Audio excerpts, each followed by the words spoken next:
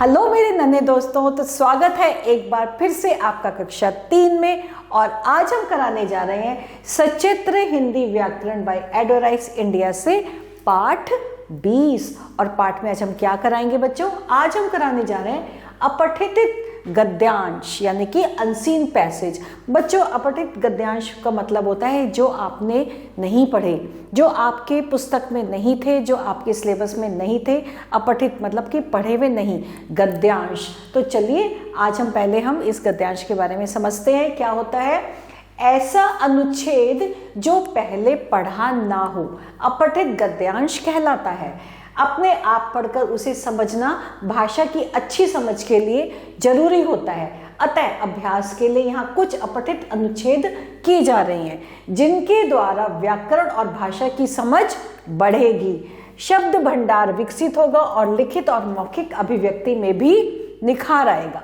तो सबसे पहले गद्यांश, पहला गद्यांश है जो हम पढ़ने जा रहे हैं। जल हमारे जीवन के लिए बहुत जरूरी है। पीने के अलावा खाना बनाने में, खेतों की सिंचाई में, कल कारखानों में और मशीन चलाने में पानी का प्रयोग होता है। पानी के बिना संसार का काम चल ही नहीं सकता। वर्षा और पहाड़ों की चोटियों पर जमी बर्फ से हमें पानी मिलता है। वर्षा का जल नदियों और झीलों में भी जाता है। बर्फ पिघलकर नदियों को पानी से भरपूर रखती है। यही पानी समुद्र में पहुंचता है। कल कारखानों की गंदगी और शहर का कूड़ा करकट इन नदियों में डाला जा रहा है। इससे पानी गंदा हो जाता है और कई रोगों का कारण बनता है। हमें जल को गंदा नहीं करना चाहिए। घरों में पानी बेकार नहीं बहने देना चाहिए। तो ये था बच्चों गद्यांश 1 जो हमने पढ़ा अभी। और अब है इसके प्रश्न उत्तर। तो सबसे पहले पूछा है हमें पानी कैसे प्राप्त होता है। हमें पानी कैसे प्राप्त होता है? हमें पानी जो है वर्षा से प्राप्त होता है। बर्फ की जो चोटियां हैं, बर्फ की ढकी चोटियां, उनसे प्राप्त होता है। और वर्षा का जो पानी होता है वो फिर बह के कहाँ जाता है? समुद्र में आ जाता है, नदियों में आ जाता है, झीलों में आ जाता है, तालाबों में आ जाता है।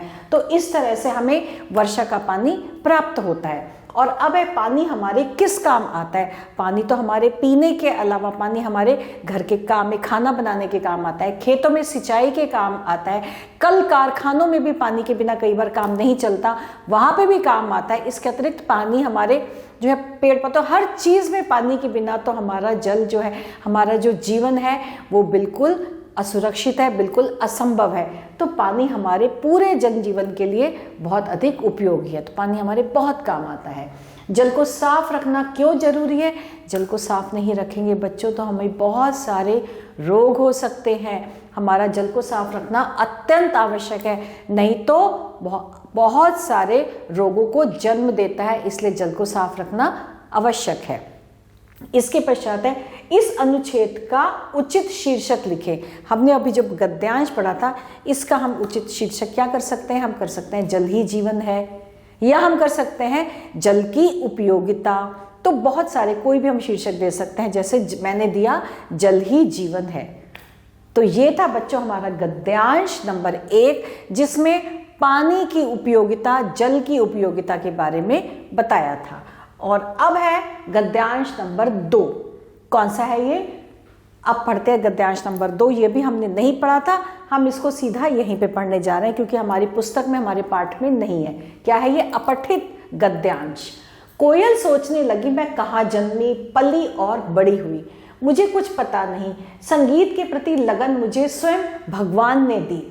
मुझे नहीं पता कि मैं काली हूं या गोरी, मैं तो बस साधना करती हूँ और साधक को अपने प्रचार के लालच में नहीं पढ़ना चाहिए, नहीं तो साधना कभी पूरी नहीं होती। ना मुझे एकेडमी की चाह है और ना रिकॉर्ड बनवाने की। कौन सोच रहा है? कोयल। ना पैसे की और ना ख्याति की। मेरी साधना से यदि किसी को सुख मिले या उसमें स्वयं अपनी साधना के प्रति लगन उत्पन्न हो तो मैं समझूंगी कि मेरी साधना सफल हुई। तो ये अभी हमने क्या पढ़ा? हमने पढ़ा अपठित गद्यांश। और अब इसमें प्रश्न पूछा है कोयल को क्या आश्वासन मिला? कोयल को यह आश्वासन मिला कि मैं तो बस अपनी साधना करती हूं, मुझे किसी का लालच नहीं है। मेरी साधना से अगर किसी को सुख मिल रहा है, जैसे लिखा है उसमें, यदि अगर किसी को सुख मिल रहा है तो स्वयं अपनी साधना के प्रति लगन उत्पन्न हो तो मैं समझूंगी कि मेरी साधना सफल हुई। यानी कि कोयल को यह आश्वासन है कि अगर मेरी साधना से किसी को सुख मिल रहा है तो इसका मतलब मेरी साधना सफल हुई। अब है दूसरा प्रश्न, कोयल ने अपने परिचय में क्या कहा? कोयल ने अपने परिचय में क्या कहा, तो हम यहाँ से ढूंढेंगे। कोयल ने कहा, मैं कहाँ जन्मी, कहाँ पली, कहाँ बड़ी हुई, मुझे कुछ पता नहीं। संगीत के प्रति जो मेरी लगन है वो मुझे भगवान ने दी है। मैं काली हूँ या गोरी, इससे मुझे कोई मतलब नहीं, मैं तो बस अपनी साधना करती हूँ।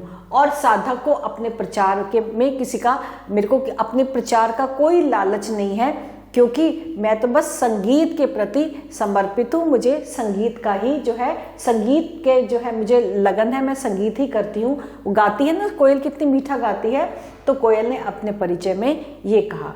अब है साधक की क्या विशेषताएं होती हैं? साधक की क्या विशेषताएं होती है? साधक कहता है, साधक को ना किसी का लालच होता है, ना पैसे का लालच होता है, ना कोई और लालच होता है अपने प्रचार का। उसको तो यह कि मेरी साधना से, अगर जो मैं साधना कर रहा हूँ, मेरी साधना से अगर किसी को सुख मिलता है तो उसमें, तो वो उससे बड़ी मेरी कोई साधना नहीं हो सकती। और मेरी साधना से किसी को सुख मिले और स्वयं अपनी साधना के प्रति लगन उत्पन्न हो, तो इसका मतलब उस साधक की उस साधना से बड़ी कोई साधना नहीं है। यानी कि उससे बड़ी कोई साधना नहीं है कि अगर मेरी साधना से किसी को सुख मिल रहा है और साधक को उस साधना से जो है, उससे भी उसको जो है साधना से स्वयं खुशी मिल रही है, तो उससे बड़ी कोई भी साधना नहीं हो सकती। तो ये साधक की विशेषताएं होती हैं। तो बच्चों, ये आपने पढ़े गद्यांश, और इसके साथ हमारा आज का ये अपठित गद्यांश का पाठ यही समाप्त होता है। और मैं आशा करती हूँ आपको ये बहुत अच्छा लगा होगा और आपको समझ भी आया होगा। आभार।